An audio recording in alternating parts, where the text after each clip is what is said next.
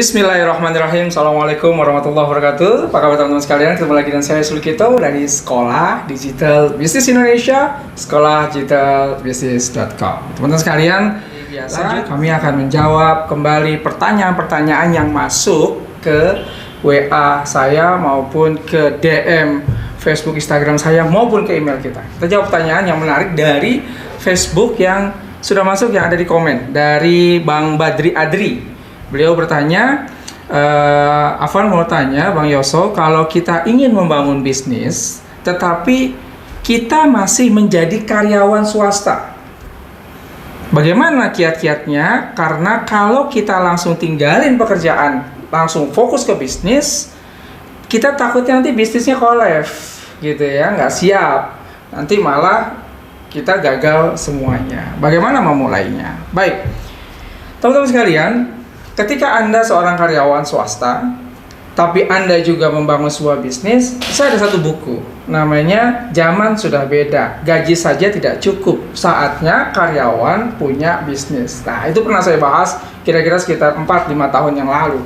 Nah, kenapa itu saya bahas? Karena memang banyak sekali teman-teman kita yang di zona karyawan itu sebetulnya ingin mendapatkan penghasilan lebih dengan cara membangun sebuah bisnis. Permasalahannya adalah dari sisi waktu, dari sisi kompetensinya bagaimana. Ini dua bidang, dua zona kalian. Ketika kita membangun sebuah bisnis dan kita juga seorang karyawan, maka yang harus diperhatikan adalah yang pertama, Anda harus mampu menentukan dulu bisnis Anda, di mana bisnis itu bisnis yang bisa didigitalisasi atau diotomatisasi.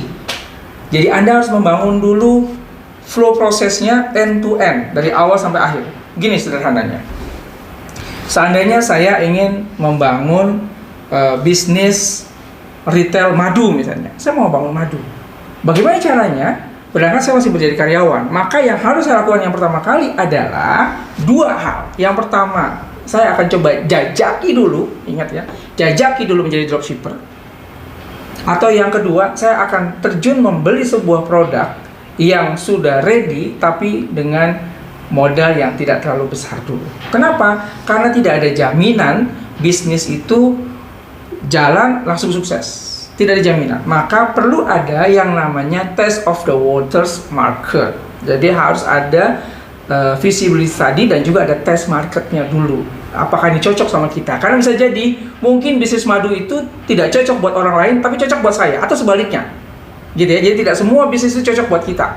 Itu penting, gitu ya. Kemudian yang selanjutnya adalah setelah Anda buat itu, maka kan perlu ada 3 hal yang Anda siapkan. Yang pertama adalah menyiapkan produknya, kedua adalah yang disebut dengan proses marketingnya, menjualnya, yang ketiga adalah proses closing dan pengirimannya.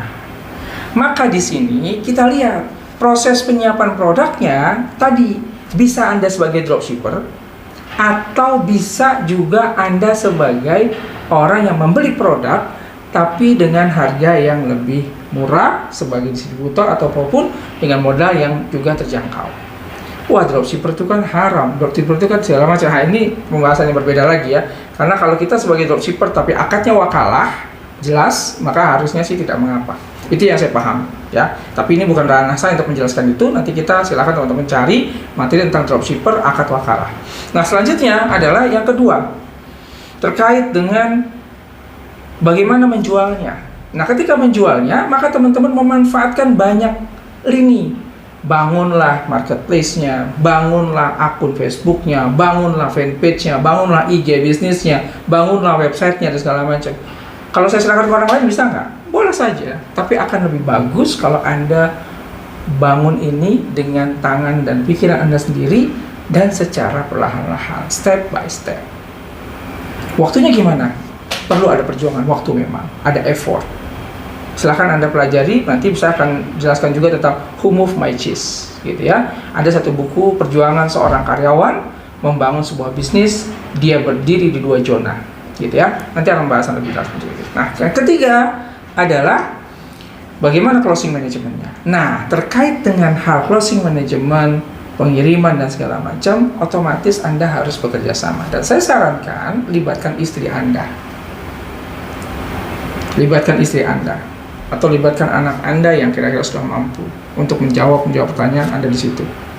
Ya. Kemudian yang terkait sama penjualan, selain Anda siapkan social media channel trendsnya, ya, website, IG, Facebook, ya, dan segala macam marketplace-nya, Anda juga bisa siapkan yang namanya WA marketing autorespon, di mana Anda sedang bekerja, order masuk, WA akan jawab sendiri sesuai dengan ditanyakan, bukan quick reply.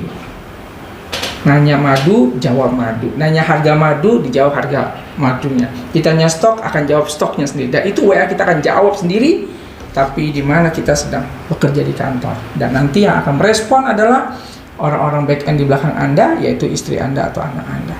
Dan itulah yang saya jalankan selama ini ketika saya menjadi karyawan juga, dan saya juga membangun sebuah bisnis. Salam dari saya Sulgito, semoga tips ini bermanfaat. Tetap semangat. Assalamualaikum warahmatullahi wabarakatuh.